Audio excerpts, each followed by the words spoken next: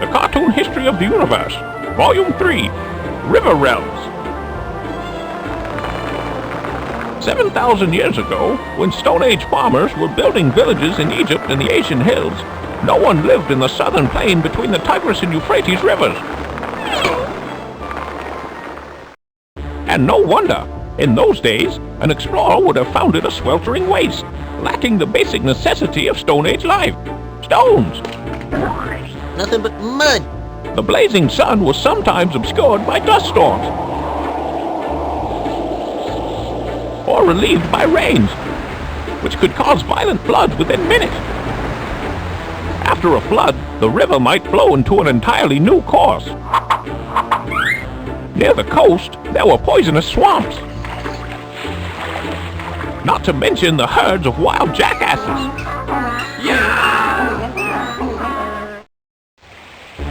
Clearly, the place was unfit for human habitation. Yet around 4,500 BC, some people settled down where the Euphrates met the sea. This land they called Sumer. What a lovely, lovely spot. Yes, opportunity is where you find it. The pioneers must have pondered some heavy questions. Can people live by mud alone? What's for dinner? And what about those jackasses? The mud was a snap. When baked, it turned stony hard. So besides pottery, it was good for making sickles, axes, hammers, and even nails. Mixed with straw and dried in the sun, it made decent bricks. With these, the settlers built eridu. Unfortunately, sun-dried bricks melt in the rain, so eridu was built several times. Not again! Well, at least there's no shortage of raw materials. To farm the mud, everyone worked together, digging a system of irrigation ditches. How's the mastery of mud going? I'm deep into the subject. This work was so important, it became a religious duty, planned and supervised from the village shrine. It turned out that Sumer's rich mud yielded crops beyond anything anyone had ever known or needed. What do we do with it all? Feed it to the wild jackasses? Eridu began to export grain, trading it abroad for everything Sumer lacked: wood, stone, metal, and exotic edibles. As Sumer grew richer, more villages were built. Uruk, Kish, Lagos, each ruled by its own temple. And foreigners began to notice the land between the rivers. Looks like a real estate boom. At this point, the details are unclear, but around 3,300 BC, it seems Sumer was flooded with foreigners. Whether workers, farmers, merchants, or conquerors is unknown. In any case, all sorts of new things happened. The villages swelled into cities, while the temples, centers of economic life, employed the immigrant workers to build skyscraping monuments, real Towers of Babel. Do you realize that everyone used to speak the same language around here? The cities of Sumer. With the temples running the country, the priests were forced to invent writing to keep track of all their accounts, and they opened the world's first known schools to train scribes in proper Sumerian. The script, called cuneiform, was scratched on clay tablets, which have survived by the thousands to give us a record of Sumerian life.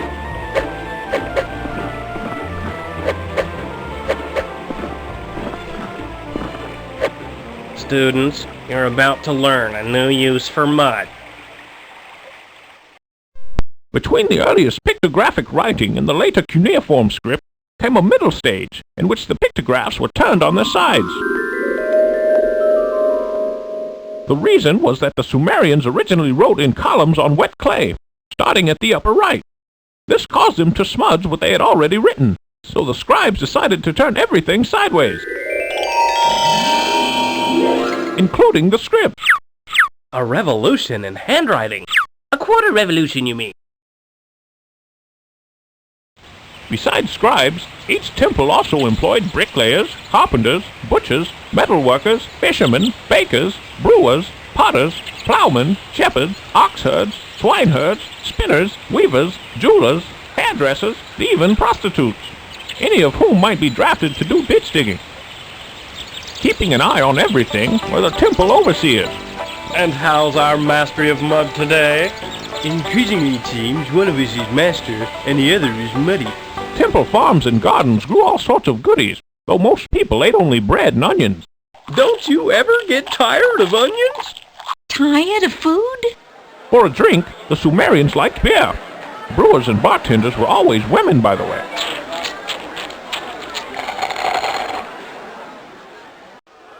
The temples also sponsored festivals with music and sports. Presiding over all was the En, the high priestess or priest. Strange to say, this official was elected. That is, until the age of heroes. In times of crisis, the Sumerian used to gather in the fields of Enlil, the wind god, and elect a big man to lead them. When the crisis ended, so did the big man's authority. Just one question. Why the wind god? Isn't it obvious? At some point, we don't know exactly when, a big man from Kish refused to step down. Enlil says I should be big for life. Yes. Suddenly I hear him too. Enlil's a mighty voice. He became the king of Kish, and passed the office to his son when he died. This was something new in Sumer. Why should someone be king just because his father was a pig? Yeah. To prove their power, leaders began claiming to be more than human. One, Gilgamesh of Uruk, said he was 2/3 god. Does that mean you had 3 parents? That's more than most humans. Har, har, har, har. For extra effect, Gilgamesh hung out with the wild man Enkidu, a desert dweller tamed by a temple maid. This Superman even defied the gods, once by spurning the priestess of Inanna, goddess of sex and violence. I ain't in the mood. Unheard of. And once by rebelling against the king of Kish, Enlil's chosen. Unheard of! And Gilgamesh vanquished a number of monsters, usually far from Sumer. So then he says, let's negotiate. Unheard of. In reality, these dragons were probably foreign tribes, whom the king had plundered for timber, gold, and slaves. The exploits of Gilgamesh were sung by the poets, and in time, he became the most famous hero of Sumer's heroic age, around 2700 BC. And, finally, at a hero's funeral, 50 or 60 slaves dressed in their finest robes went into the pit with him and drank poison. Even in death, Gilgamesh was larger than life. Like many farming peoples, the Sumerians worshipped fertility and sexuality. Every spring, the high priestess of the goddess Inanna enacted the sacred marriage with the king on a special bed atop the temple. A general orgy followed downstairs, experts say. This supposedly promoted good crops. A good crop of babies anyway. It also helped synchronize births. Babies came in winter, when there was some free time to take care of them.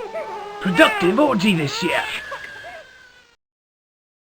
In the land of mud, it was only natural for people to fight over water, which is mud's more expensive ingredient. Around 2500 BC, the king of Kish set the boundary between Umma and Lagish. Lagish got the water, and the people of Umma were not happy. The omens are good. How can he like the omen? Maybe they're in cahoots. Cahoots? A village near Kish. Sorry I asked. When the king of Kish had left, the Ummaites ripped out the marker and took a piece of Lagish territory.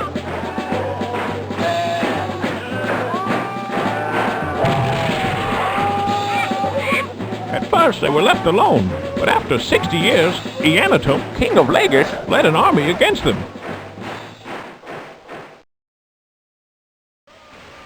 The Lagishites defeated the Ummaites and drove them back across the border.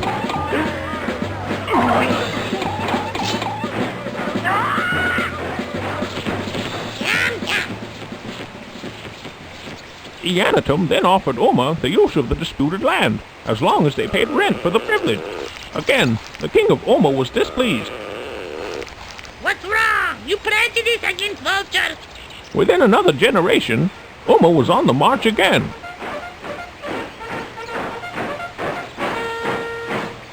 This time, the Lagishites drove their foes all the way back to the gates of Umma.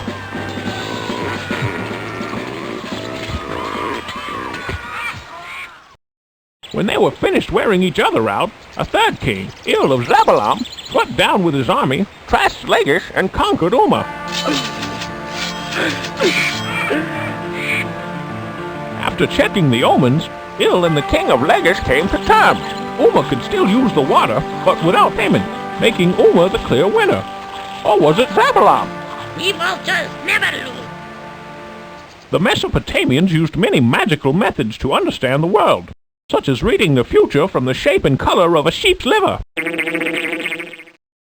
They also developed the practice of astrology to determine such matters as whether or not the king should change his clothes.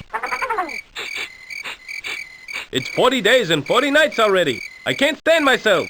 The stars aren't mellow enough yet, sire, so keep your shirt on. For some reason, astrology has survived, while liverology perished long ago.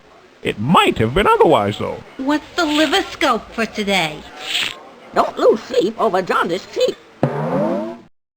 Even after the peace treaty, the kings of Lagish kept trying to raise money for more fighting, as well as to maintain their own posh lifestyle. I don't know, dear. Can you squeeze blood from a stone? There are no stones in Sumer, honey, remember?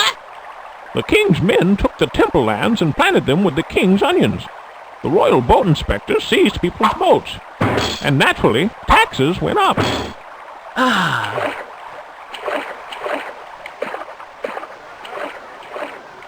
If a man divorced his wife, the taxman took 5 shekels of silver. If a shepherd brought a sheep to town for shearing, the taxman got 5 shekels. Rover, you're not the only one fleeced today. If anyone died, the taxman took a cut of the property.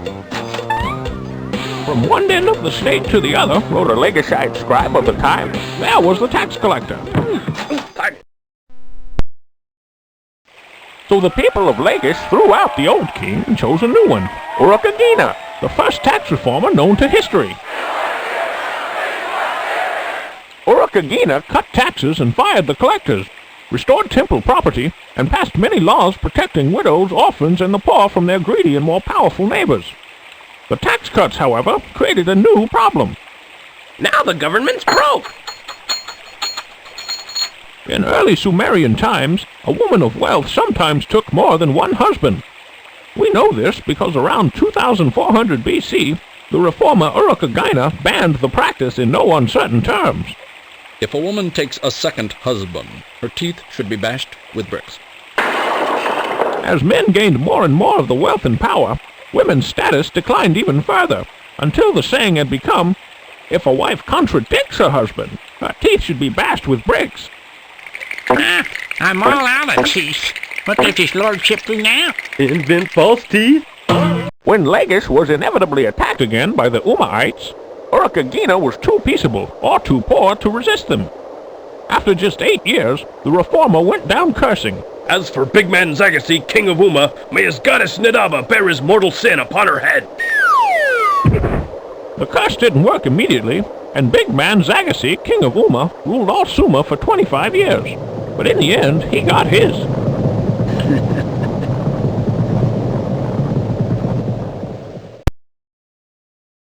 The Sword of Sargon.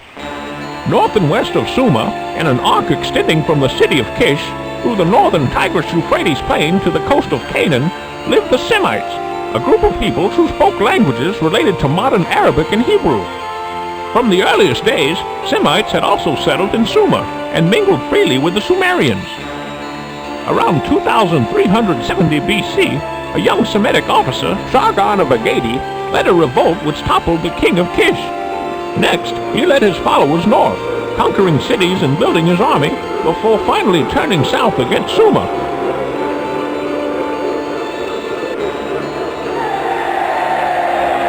In a decisive battle, Sargon's forces defeated the combined Sumerian armies, led by none other than big man Zagassi. Zagassi was marched to Kish in a dog collar, while Sargon washed his sword in the southern sea. The curse came true. Silence, dog! Sargon's 54-year reign marked the first time in 7 centuries that a non-Sumerian had ruled Sumer. By the time he died, the realm was already in revolt. Ramses, Sargon's son and heir, lost his life when disloyal age bashed in his head with clay tablets. Sticks and stones may break my bones, but words will never hurt me. Wanna bet? Still, the empire didn't collapse completely until the time of Sargon's great-grandson, Shari, about 2230 BC. After a period of anarchy, Sumerians again conquered Sumer, and for 100 years their civilization flourished as never before. The capital, grew huge on the wealth of empire. Then, Sumer was invaded by a fresh wave of Semites. Not sophisticates like Sargon, but desert nomads known as the Matu.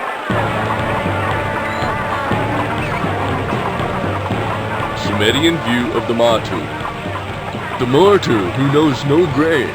The martyr who knows no house nor town. The Slav of the mountains. The martyr who digs up truffles. Who eats raw meat. Who has no house during his lifetime. Who is not buried after his death. All the girls are crazy for them. The Matu overran the northern forts, cutting off the roads and waterways to the capital. In the price of grain doubled and redoubled, and soon the citizens began to starve.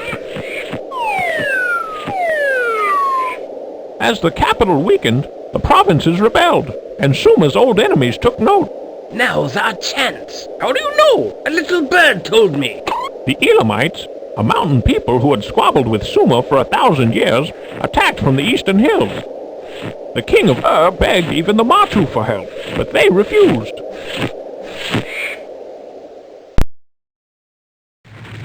Around 2000 BC, the Elamites stormed breached its walls, and sacked the city. Sumerian power had ended forever. A Sumerian lament. Oh, Father Nana, the city was made into ruins. Its walls were breached, the people groaned. In its lofty gates where they used to promenade, dead bodies lay about. In its boulevards, where the feasts were celebrated, they lay scattered. Or, its weak and its strong, perished through hunger. Mothers and fathers who did not leave their homes were overcome by fire. Oh, Nana, Ur has been destroyed. Its people have been dispersed. The Elamites went home. The survivors of went wherever they could, and the Matu settled wherever they pleased. Like many previous barbarians, the Matu grew civilized in Sumer. Suddenly, I feel like shaving my head. Let's not get too civilized, Abraham. They swallowed Sumerian religion whole, merely translating everything into their own language, Akkadian. Even then, Sumerian remained the classical temple language, long after anyone spoke it in the real world. In one ceremony, priests whispered prayers in a bull's ears, Sumerian in one ear, Akkadian in the other. Lots of schizophrenic bulls these days. In one ear and in the other. The Matu also adopted the Sumerian custom of fighting among themselves. When the omens looked especially grim, Mesopotamian kings had a clever way of escaping evil fortune. They would appoint a commoner as substitute king, and let him suffer the wrath of the gods. If the expected calamity failed to happen within 100 days, the substitute was put to death. Hey, you're getting the chance of your little life, so stop shaking. When King Ira-Amiti put his gardener, Enlil-Bani, on the throne around 1900 BC, the gardener poisoned his former master and refused to step down. Enlil-Bani ruled as king for 20 more years. The moral, sire, is also to fear the wrath of the commoner. Are you listening? As usual, the feuding was stopped by a new empire builder, the great general and statesman Hammurabi of Babylon, whose reign began around 1790 BC. Hammurabi is famous for his code of laws, so Babylon must have been famous for its lawyers. Be patient. A client and his assets aren't separated in a day. Hammurabi also had a really fresh idea. He made his god, Marduk, king of all other gods. Ancient myths were invented. Marduk created the heavens and the earth. It says here. Pallets. I'd buy 'em and sell 'em. Hammurabi built his capital into the greatest city between Egypt and India, a center of art, science, and commerce. For the next 1,000 years, the land between the rivers was known as Babylonia. a land we must now prepare to leave, for a time. At a Babylonian wedding, the groom veiled his bride as a signal to other men that she was his and no longer up for grabs. I wouldn't mind a few more grabs. The men tried to persuade the women that the veil was for their own good, a privilege even. Men are lustful. If they saw your face, they'd go mad. No one would take care of business. Society would crumble. You'd starve. So you're lucky to have the veil. You see? Not much. According to Babylonian law, slave women and concubines were forbidden to wear the veil. It was supposed to be the mark of a free woman. Yes, dear, I see your point. The veil holds your marriage together, and it keeps bugs out of my nose, too. What, honey? Dear, are you listening to me? Meanwhile, the city of had been rebuilt, and already one of its new citizens was deciding to get out of town, a Matu named Abraham. He had heard his God make a generous offer. Go, and I shall make of you a great nation. It's a deal. Huh? To seal the agreement, Abraham chopped a sheep in half and led his family between the pieces. A great nation. Wow. They gave up city life and took up sheep raising in the wilderness of Canaan. God, is this boring? A great nation. Wow. To pass the time, they repeated stories they had picked up in And it came to pass that they found a plain in the land of Sumer, and they said, Let us build a city and a tower whose top shall reach unto heaven.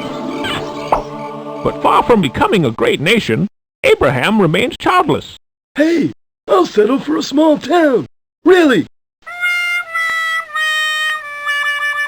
Finally, in his old age, Abraham's wife Sarah had a son, Isaac. It's a boy. Just the thing to warm an old patriarch's heart. Isaac, it seems, became a rebellious youth. Thou honorest not the Lord like that, you know. Lord Schmord.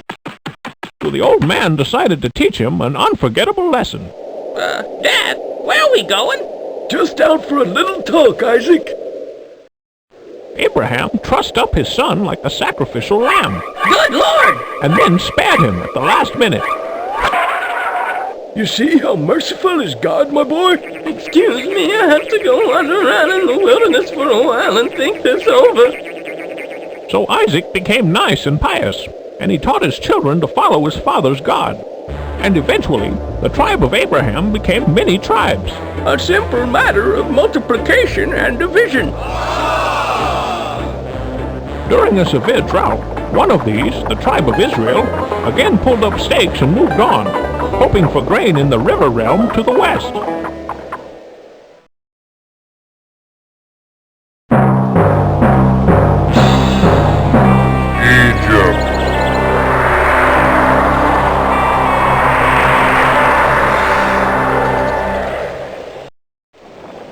Already, Egypt's civilization was as ancient as Sumer's. Did you ever get the feeling of being watched? A 750-mile ribbon of green cutting through the North African desert, the Nile Valley is one of humanity's earliest homelands. The air is dry. The soil is moist. The stone is good and plentiful. In short, paradise. In Egypt, even the floods were pleasant. Every spring, the Nile gently rose and deposited a fresh layer of fertile silt over everything. Thanks to this fertilizing action, there was always plenty for people to eat. And plenty of people to eat, too. As in Asia, when Egyptians began farming, population grew, and local kings contended for control. For many years, there were two kingdoms, Lower Egypt, at the upper end of the map, and Upper Egypt, the long valley upstream. Around 3000 BC, King Menes of Abydos in Upper Egypt conquered Lower Egypt, and the dynastic age began. The easy life in Egypt gave its people a love of luxury and leisure quite foreign to their stern Sumerian contemporaries. Loosen up, Turkey. While the Sumerians were still wearing sheepskins, the Egyptians had learned to weave sheer linen. Instead of writing on mud, they used a kind of soft paper made from the stem of the papyrus reed. The elegance of their art was unmatched in the world. Even their writing was artful. they're still famous for their cosmetics, hair dyes, wigs, and other adornments. Perhaps it was the sweetness of their lives that made the Egyptians so concerned with death. Among Egyptian beauty secrets were many formulas for hair care, pomades, dyes, etc. Then, if none of them worked, there was also a formula to make your enemy's hair fall out. Max Factor, take note. On advice of my beautician. In order to guard against this dreaded trick, said the beauticians, it was necessary to put hippopotamus lard on the head very, very often. No, wait, not like that. Pile on the Nile. In pre-dynastic days, the king was put to death when he grew too feeble to rule. How do you know when he's too feeble to rule? When he can't stop us from killing him. The priests comforted the monarch with the thought that he would live after death. Just think, you'll see your own funeral. You'll love it. To ease the transition of power, they also killed all of his servants. Even after death, you'll live like a king. You're all heart. His tomb was designed to look like a house, and even called a house of eternity. These royal murders stopped at some point, probably as soon as the king got enough soldiers more loyal to himself than to the system. I think I need to take some priests with me, boys. No sense carrying this too far. The priest replaced the real murder with a ritual called the Hyksos. Then, when the king finally died, they filled his grave with paintings and statues of servants instead of the real thing. Not good enough, but under the circumstances, it'll do. As the kings grew rich, they commissioned lavish works of art. It's me! It's me! Thank you, Highness. Only to bury the masterpieces forever.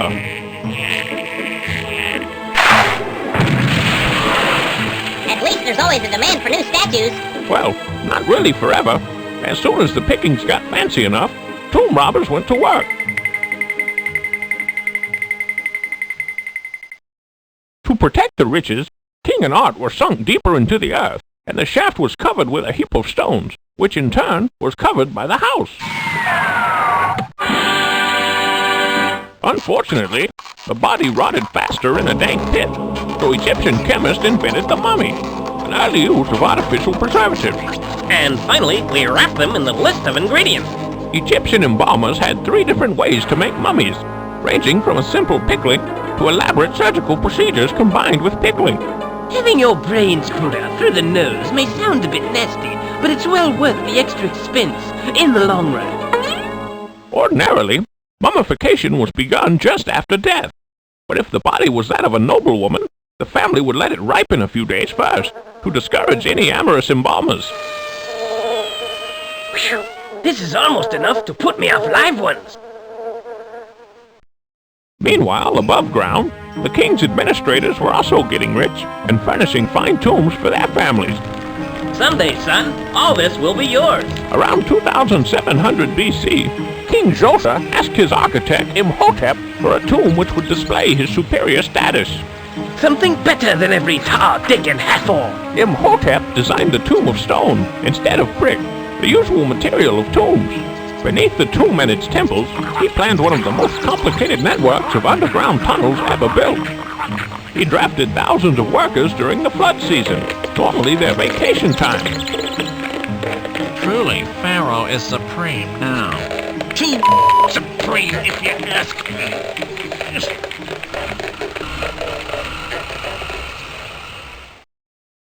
And Imhotep turned the traditional tomb inside out. The old heap of stones came out of the house and became the centerpiece, a stepped pyramid over 200 feet tall. Oh, this is so pretty. I'm almost happy to be dead. It wasn't long before someone had the obvious idea. A period of trial and error followed. One pyramid collapsed. Another was changed halfway through. Until, finally, a true pyramid was built, probably for King Sneferu around 2600 BC. It was Sneferu's son, Khufu, who decided to immortalize his name with a giant pyramid. Khufu! It's such a lovely name, isn't it? Yes, lovely. In all, 100,000 people spent 20 years building Khufu's tomb. He even closed the temples and put the priests to work. possibly because they opposed his megalomania. Just as Khufu hoped, his name and his tomb both survived, though we remember him as Cheops in the Greek style. On the other hand, the ancient Egyptians themselves tried to forget the hated pharaoh by calling his tomb the Pyramid of Philetus, after a local shepherd. Disgruntled priests drafted to work on the Great Pyramid spread the rumor that Pharaoh had sent his own daughter into prostitution to help finance the project. The scoundrel knows no limits! Yeah, imagine drafting priests! On top of her regular fee, the story goes, she charged each customer an extra block of stone to be used in another pyramid for herself. Just leave it at the top of the pile. The pyramid in question contains at least 20,000 blocks, so the reader can calculate how much, if any, truth there is to the story.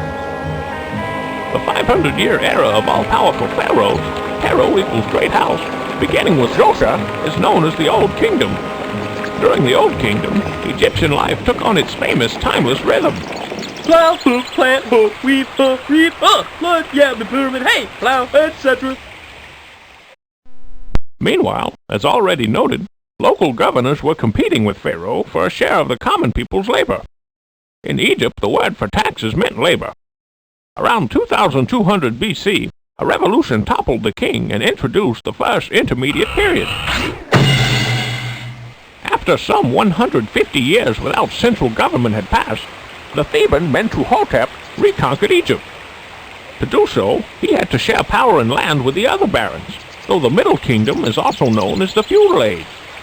For another 300 years, the country had that rhythm, until... Weed, reap, flood, yeah, hold on, statue, hey. Would you shut up? Idly, preserve us! Horses and Hyksos. Late in the Middle Kingdom, at a time when the barons were squabbling again, Lower Egypt was invaded by a strange people driving horse-drawn chariots. People with red hair, white skin, and ferocious jackasses. Grotesque. These barbaric beasts, horses and redheads, came originally from beyond the Caucasus Mountains. Sometime before 2000 BC, they had begun migrating to more civilized lands to the south.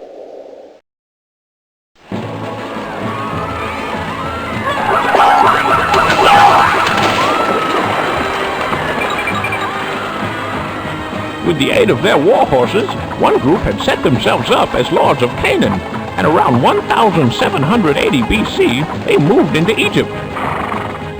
The Egyptians, divided among themselves and cowed by the horses, gave up without a fight to these Hyksos, or foreign kings, whose rule was bitterly resented. White people ruling black people? It's unheard of! It can't last. 200 years of Hyksos rule taught the Egyptians a valuable lesson. Nice horsey! Mastering the chariot himself, Ahmose, a baron of Thebes, attacked the Hyksos with their own weapon. After a long siege, Ahmose's army drove the foreigners all the way to the far end of Canaan. Returning to Egypt, Ahmose eliminated his rival barons one by one.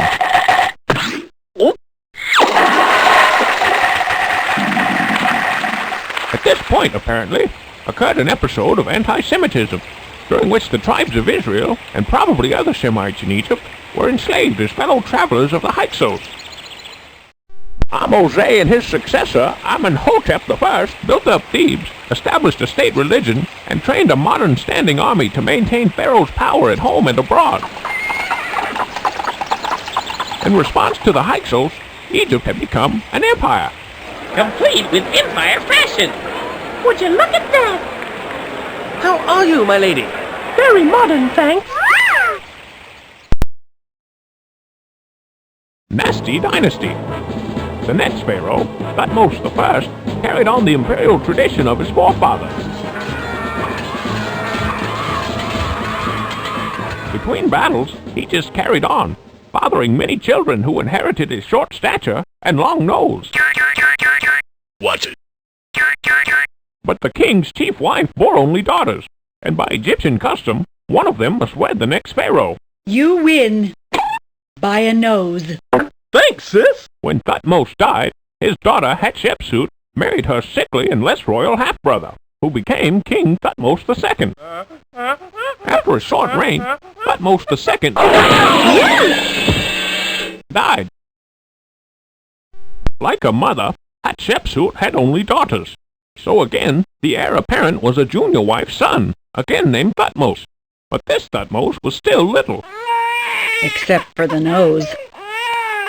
So, Hatshepsut herself became king, even though it meant dressing in drag and mangling the language. How do I look? Hang your complacency. In a military age, King Hatshepsut brought Egypt 20 years of peace. He devoted herself to commerce and rebuilding the monuments destroyed by the Hyksos. Better to repair old tombs than create a need for new ones. Her ship sailed to the south, trading Egyptian goods for ivory, apes, and aromatic trees. The voyage was chiseled in stone on the walls of her temple, one of Egypt's most elegant. In pictures, anyway. Meanwhile, she sent the young Thutmose off to train for the priesthood. Shave off his hair and keep him out of mine. Yes, your female lordship. Even after he grew up, Hatshepsut made no move to give Thutmose his throne. When the queen finally died, her nephew went wild, purging her loyalists, chiseling her name out of monuments, and plastering over her obelisk. That'll show her! Then he hopped in his chariot and dashed off to battle. Finally! To his credit, Thutmose showed more mercy to vanquished kings than to his late aunt. Instead of killing his victims, he educated their sons in Egyptian ways. Father, I want to marry my sister. You call this mercy? Most historians, preferring exciting warlike kings to dull peaceful ones, refer to the little imperialist as Thutmose the Great. But I'd rather think of him as Thutmose, the nastiest of a nasty dynasty. True to his grandfather's memory, Thutmose III spent his remaining 30 years at war, especially against his archenemy, the king of Kadesh, a city in Canaan. Whenever a new weapon is invented, military men look for new ways to defend themselves. In 1500 BC, the superweapon was the chariot, and no one could figure out how to stop it. They fly like the wind! Right, that's it! With above wings! It's our only hope! An early and creative attempt at defense was made by the king of Kadesh, who tried to distract Pharaoh's cavalry with a mare in heat. Rich! He violates the tenets of civilized warfare! Next time, we use nothing but gelding!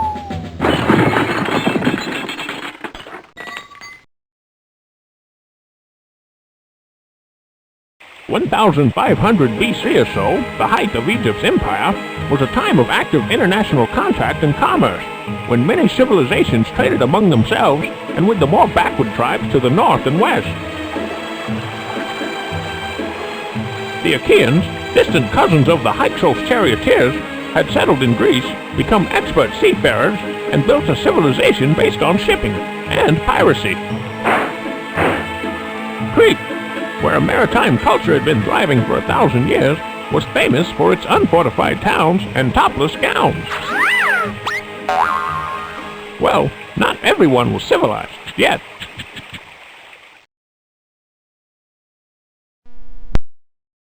By 1500 BC, Mediterranean metallurgists knew that tin, when alloyed with copper, made a much harder metal, bronze. The bronze workers traveled as far as Britain and Scandinavia to trade their wares for amber and slaves.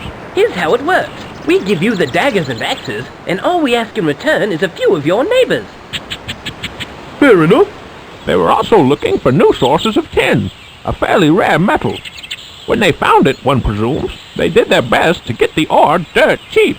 And, in a totally unrelated deal, we'll give you these glass beads for that useless mountain. Fair enough.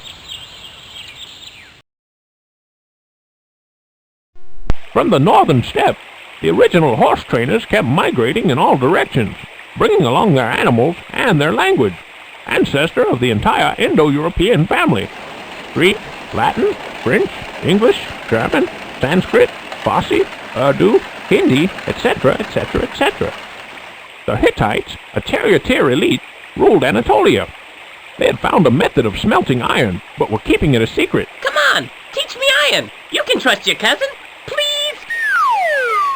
Bordering the Hittites was another kingdom ruled by a horsey set, the Mitanni, and downriver from them was Babylonia, still going strong.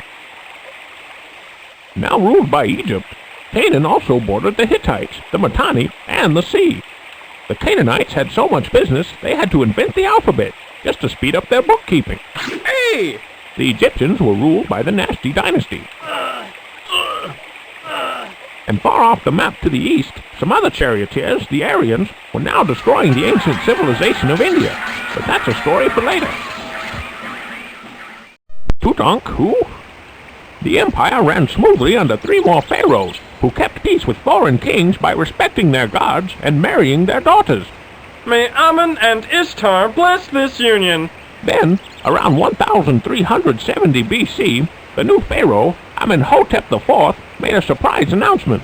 There is but one God. One! And guess who his prophet is? This was unheard of. Everyone knew there were countless gods in Egypt alone. It's good to have many gods. Yeah, the competition keeps them honest. When Ahmose I had first conquered the empire, however, he had put all gods under the temple of Amun, a Theban deity. Subsidized by the kings, Amun's temples grew rich, and his priests invented new ways to make them richer, like selling favors in the afterlife. For a good show, they even had statues of Amun operated by hidden gizmos which moved and spoke. Perhaps such frauds disgusted the new pharaoh. Give me money. From now on, he said, the one and only god was the sun's disk. Amenhotep named this god Aten, and renamed himself Akhenaten, useful to Aten. The first advocate of solar power. Makes me proud to be an Egyptian. Akhenaten closed the Amun temples and ordered a brand new capital city, Akhetaten, built to honor the god and styled to suit the king's bizarre taste. What do you think? Unconventional, but it's you. Despite the city's meeting, the construction workers brought along statues of their favorite gods just in case. In their vast palace, its coronation hall longer than a football field, the king and his queen Nefertiti devoted themselves to sun worship. Thy dawning is beautiful in the horizon of heaven, O living Aten, beginning of life. Even though the provinces were in revolt. Sire, listen! Now the Hammurabi capture the cities of the king. There is not a single governor of the king remaining. All have perished. Oh, what a pity. As the empire came unglued, so did Akhenaten's domestic scene. When he fell in love with his nephew Sekenre, Nefertiti moved out. Sekenre died and was buried in a woman's coffin, and soon after, the king too went to Aten. Nefertiti gave her daughter and the crown to a little boy, Tutank-Aten. The famous boy king became a pawn of the old guard, and Amun was restored. Everything pertaining to Aten, destroy it. Okay. Tut changed his name from Tutank-Aten to Tutank-Amun and died before his 20th birthday.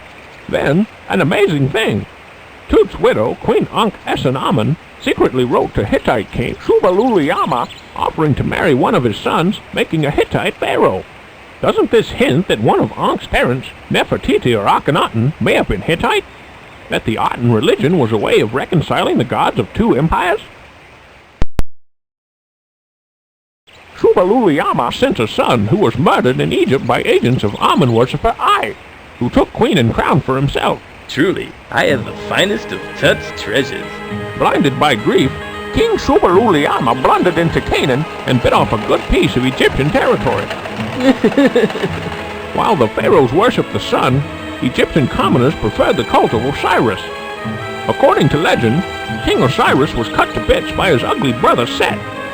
Osiris's widow, Isis, found all the pieces except the genitals, which a fish had eaten, and magically restored Osiris to life. Despite the missing item, Isis somehow conceived a son, Horus, who avenged the murder. Every year, this drama was reenacted before huge crowds. This is either a religious mystery or a fish story. Osiris became judge of the dead. If the dead one's soul was pure enough, it survived to labor in Osiris's fields, and if not, it was eaten by a hideous demon. some choice. This is the first known use of the afterlife as a reward for good behavior. Funny way to run a world, eh, boss? I am the greatest. At that time, Canaan was in chaos, and the Hittites easily advanced their frontier to Kadesh on the Orontes River. For 60 years, the Egyptians vainly tried to expel them. Then, in 1290 BC, a brash young pharaoh decided to finish off the Hittites for good. This king called himself Ramses the Great. Ramses the Modest? It just doesn't sound right. Ramses spent a couple of years securing supply depots along the coast and building an army of mercenaries, pirates, and allies, as well as Egyptians. The Hittite king, Muwatalus, hearing about the Egyptian move, gathered his own army, 8,000 heavy chariots and 8,000 foot soldiers.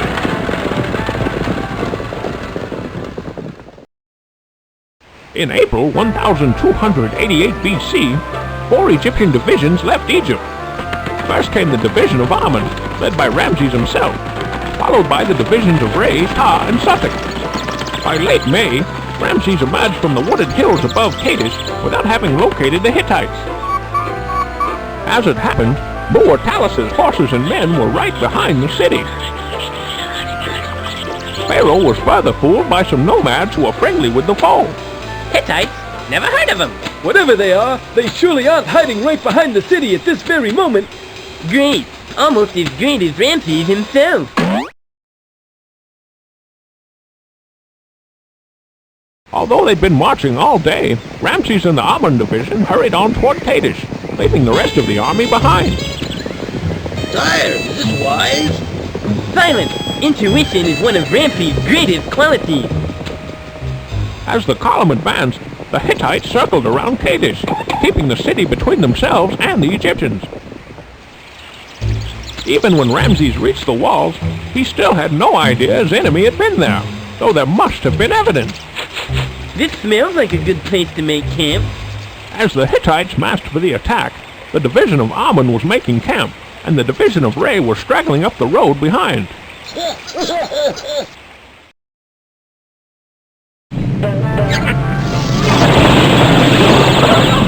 2,000 Hittite chariots charged directly across the Egyptian line of march. After chopping the division of Ray to bits, the Hittites surrounded the camp of Ramses, who finally realized what was happening. A drastic failure of our intelligence gathering capabilities. My great career about to be nipped in the bud. Poor Egypt, poor me. Gathering his personal guards, Ramses desperately charged the thinnest point in the enemy line, driving some of the chief Hittites into the river. Luckily for Ramses, the Hittites behind him had leapt from their chariots and were busy looting the Egyptian camp. Wow! A king's ransom! At this point, Egyptian reinforcements arrived and began to butcher the looters. As Muwatalus sent in the rest of his chariots, the division of Ta moved up, and the armies battled until dusk. After a horrible slaughter, the Hittites retired into Kadesh, leaving the field, and technically the victory, to Ramses. I am the greatest! Anxious to avoid any more victories, Ramses and his men sped back to Egypt, where his greatness in battle was commemorated in song and stone. Who is the greatest? Need I say it? Think you better. I am the greatest! The Hittites, meanwhile, took even more territory, and encouraged revolutions in cities right up to the Egyptian border. Hey, don't they realize who won? Ramses spent the next 15 years fighting just to hold on to what he was already supposed to have. Here we go again. Finally, he came to terms with Muwatalus, signing a treaty which gave Kadesh to the Hittites and a Hittite princess to Ramses. Pharaoh retired from warfare and devoted the rest of his 67-year reign to an army of wives and little Ramseses. And he littered Egypt with monuments to himself. Ramses the Great, conqueror of the Hittites. Well, at least I conquered one Hittite, eh, honey? Why, Hyksos, Even Ramses' sense of humor is great. 1,200 BC or so began a dark age for the Mediterranean world. With the death of Ramses in 1225, the pharaohs retreated from international politics into splendid self-absorption. Within 300 years, Egypt fell to foreign rule. These declines can take time. Beyond the Euphrates, the Mitanni were under attack by an upstart kingdom called Assyria, and the multi-sided struggle for power continued as usual. The Hittite Empire, weakened by fighting with Egypt, collapsed within 50 years of the peace treaty, as hostile tribes attacked from all sides at once. To the west, the Greeks were besieging the city of Troy in a long war that would send refugees sailing all over the Mediterranean. Canaan, too, was about to have its problems. An army of slaves had escaped from Egypt.